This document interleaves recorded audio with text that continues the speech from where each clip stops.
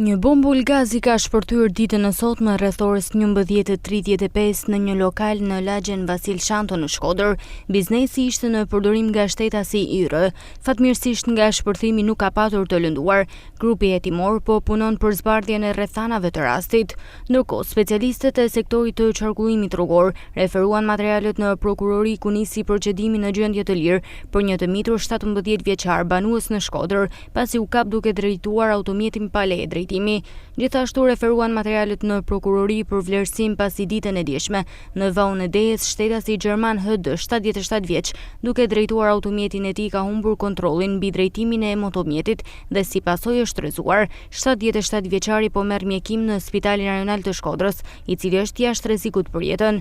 Specialistët për hetimin e krimeve të Komisariatit të Policisë Shkodër referuan materialet në prokurori për vlerësim për shtetasin VR 62 vjeç banues në fshatin Dresht, pasi ka bërë kallëzim shtetasi AR 60 vjeç se 62 vjeçari ka hedhur një sasi inertësh në hyrjen në një sipërfaqeje ndërtimi, për të cilën ka një vendim për pezullimin e punimeve nga IMT Shkodër. Specialistët për hetimin e krimeve të stacionit të policisë Velipoj referuan materialet në prokurori për vlerësim pasi ka bërë kallëzim shtetasja DP 30 vjeçe banues në Velipoj, pasi ditën e djeshme ka telefonuar shërbimin zjarfikës në lidhje me një zjarr që kishte rënë afër banesës së saj dhe operatori i zjarfiksës është përgjigjur jashtetike dhe me fjalë fyese.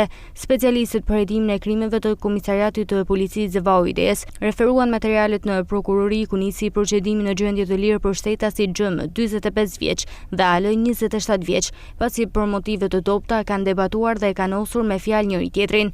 Materialet procedurale ju referuan prokurorisë pranë gjykatës së shkallës së parë të jurisdiksionit të përgjithshëm Shkodër për veprime të mëtejshme.